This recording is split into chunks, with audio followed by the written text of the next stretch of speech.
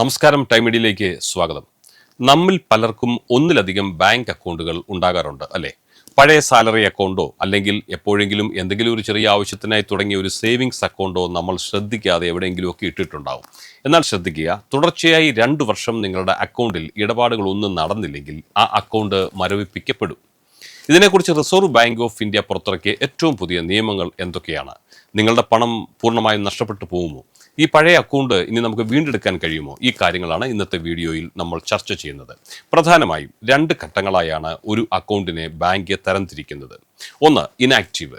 1 വർഷം അഥവാ 12 മാസം ഇടപാടുകൾ നടന്നില്ലെങ്കിൽ അക്കൗണ്ട് നിഷ്ക്രിയമാവും. ഇനോപ്പറേറ്റീവ് അല്ലെങ്കിൽ ഡോർമെന്റ്. ഇത് തുടർച്ചയായി 24 മാസം അഥവാ 2 വർഷം നീണ്ടു നിന്നാൽ അക്കൗണ്ട് പൂർണ്ണമായും മരവിപ്പിക്കപ്പെടും. ഇവിടെ ഒരു കാര്യം പ്രത്യേകം ശ്രദ്ധിക്കണം.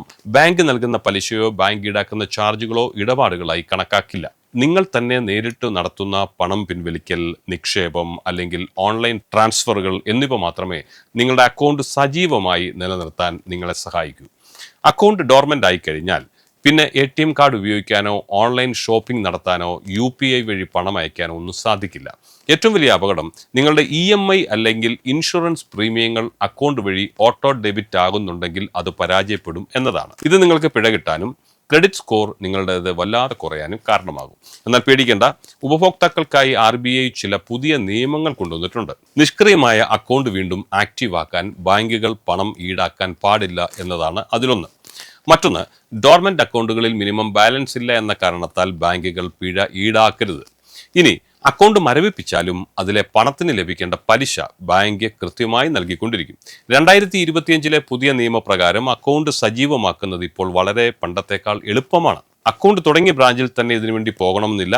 നിങ്ങളുടെ ബാങ്കിന്റെ ഏത് ശാഖയിലും KYC രേഖകൾ നൽകി ഇത് പുനർജീവിപ്പിക്കാം. ബാങ്കിൽ പോകാൻ വയ്യാത്തവർക്ക് വീട്ടിലിരുന്ന് വീഡിയോ കോൾ വഴി അക്കൗണ്ട് ആക്റ്റീവ് ആക്കാനും കഴിയും. ഇതൊക്കെ എങ്ങനെ ചെയ്യാം? ആധാർ, പാൻ കാർഡ്, ഫോട്ടോ എന്നിവ നൽകി 3 ദിവസത്തിനുള്ളിൽ നിങ്ങളുടെ അക്കൗണ്ടിനെ നിങ്ങൾക്ക് സജീവമാക്കാൻ കഴിയും. ഇനി 10 വർഷം കഴിഞ്ഞാൽ അത്രയും കാലം ഉപയോഗിക്കാതിരുന്ന നമ്മുടെ അക്കൗണ്ടിന് എന്ത് സംഭവിക്കുമെന്ന് നിങ്ങൾ ചിന്തിച്ചിട്ടുണ്ടോ?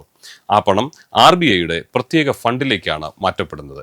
ഇത്തരം അവകാശികളില്ലാത്ത നിക്ഷേപങ്ങൾ കണ്ടെത്താൻ RBI ഉദ്ഗം എന്നൊരു പോർട്ടൽ തുടങ്ങിയിട്ടുണ്ട്. അതിലൂടെ നിങ്ങളുടെയോ ബന്ധുക്കളുടെയോ മറന്നുപോയ അല്ലെങ്കിൽ ഓർക്കാതെ പോയിരിക്കുന്ന പണം എവിടെയുണ്ടെന്ന് വേഗത്തിൽ നിങ്ങൾക്ക് കണ്ടെത്താൻ കഴിയും. കൂടാതെ 2025-26 കാലയളവിൽ ഇത്തരം പണം തിരികെ നൽകാൻ ബാങ്കുകൾക്ക് പ്രത്യേക ഇൻസെന്റീവ് സ്കീമും RBI നൽകുന്നുണ്ട്. ചുരുക്കത്തിൽ, വർഷത്തിൽ ഒരിക്കലെങ്കിലും ഒരു ചെറിയ പണമിടപാട് നടത്തി നിങ്ങളുടെ അക്കൗണ്ട് സജീവമായി നിലനിർത്തുക. ആവശ്യമില്ലാത്ത അക്കൗണ്ടുകൾ ഔദ്യോഗികമായി ക്ലോസ് ചെയ്യുന്നതാണ് എപ്പോഴും നല്ലത്. ഈ വിവരം നിങ്ങളുടെ സുഹൃത്തുക്കളിലേക്കും എത്തിക്കണം.